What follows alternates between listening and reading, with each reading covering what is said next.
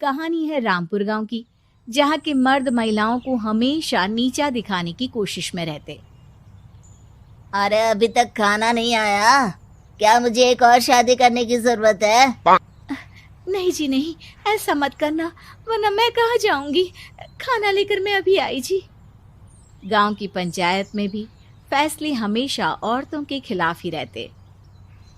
मैं जो फैसला सुनाता हूँ वो भगवान की आज्ञा होती है। इस लड़के ने अपने मन से शादी करके अच्छा नहीं किया। लड़के को घर भेज दो और इसकी शादी इसकी जाति की किसी लड़के से करवा दो। लेकिन ये लड़की, इसे तो गांव के बाहर निकाल दो। नहीं नहीं जमींदार साहब, ये क्या बोल रहे हैं? ऐसा नहीं हो सकता। मेरी बेटी मासूम है, इसे अच्छे बुरे की समझ नहीं है।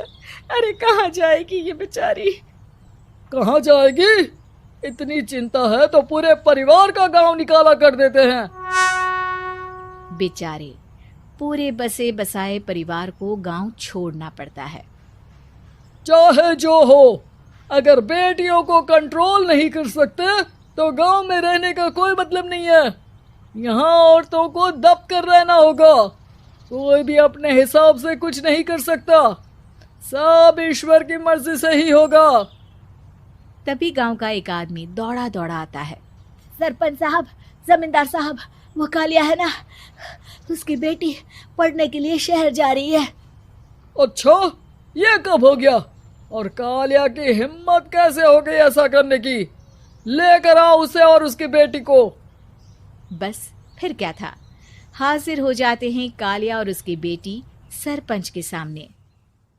अरे कालिया, ये क्या सुनने में आ रहा है? बेटी को इंजीनियर बना रहा है तू?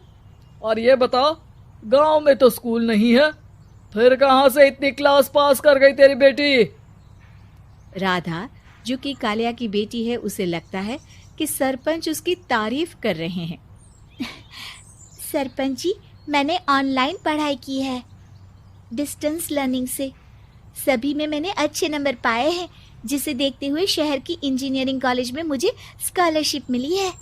वाह जी वाह, क्या होती है ये? पहले तो ये बताओ, फिर आगे की बात करते हैं।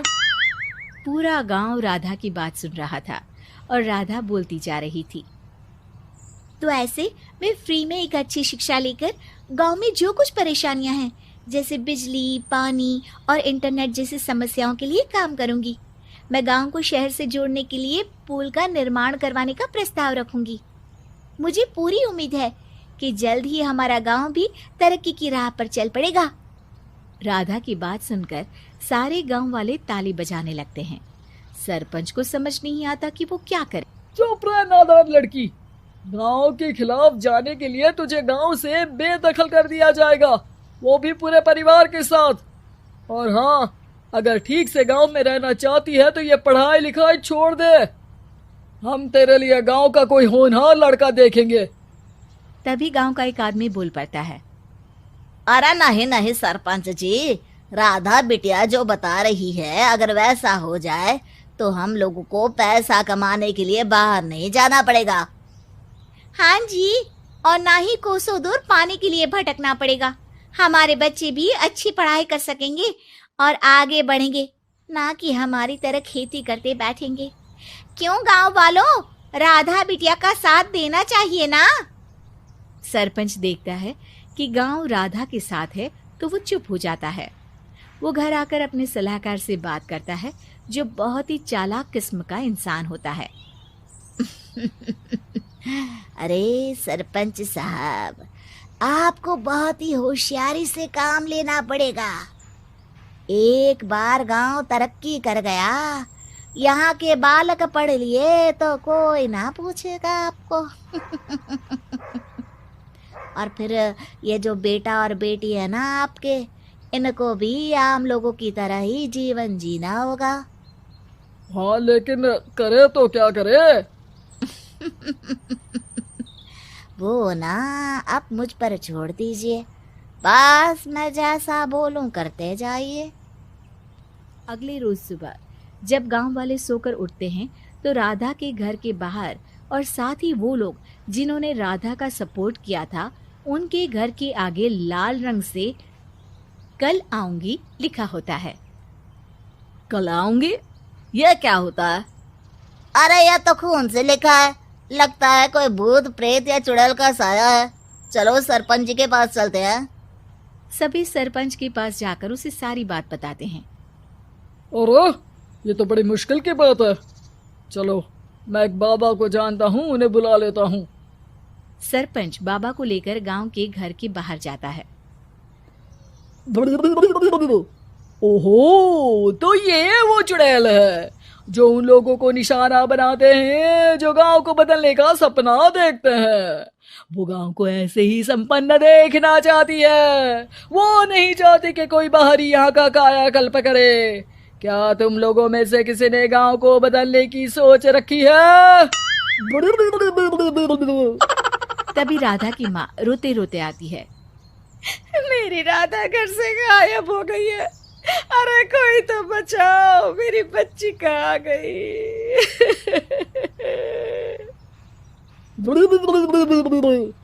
ले गई वो चुड़ैल, तेरी बच्ची को ले गई।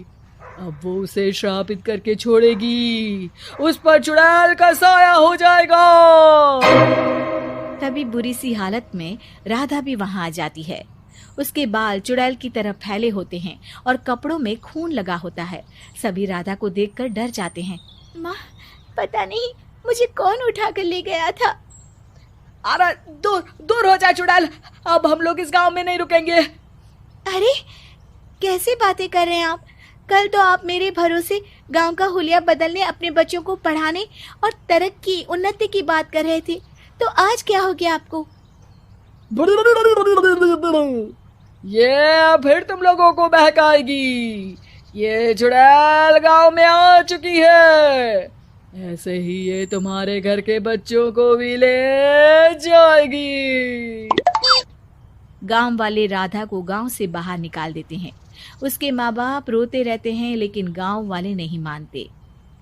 मैं भी अपनी बहन के साथ गांव के बाहर रहूंगा, लेकिन वो पढ़ाई नहीं छोड़ेगी। वहीं सरपंच के घर पर सलाहकार कहता है। देखा, सांप भी मर गया और लाठी भी नहीं टूटी। लेकिन अगले ही दिन सरपंच के घर के बाहर भी वही शब्द लिखे होते हैं। और फिर सरपंच की बीवी कहती है, हमारी बेटी को किसी ने अगवा कर लिया है। तभी राधा का भाई वहां आ जाता है। अरे गांव वालों, मैंने सरपंच जी की बेटी को देखा था। वो चुड़ैल उसे उठाकर ले जा रही थी। अरे क्या मजाक कर रहे हो? नहीं नहीं सरपंच जी, आप नहीं जानते। वो चुड़ैल अब आपकी बेटी में आ जाएगी, जैसे राधा के अंदर आ गई थी।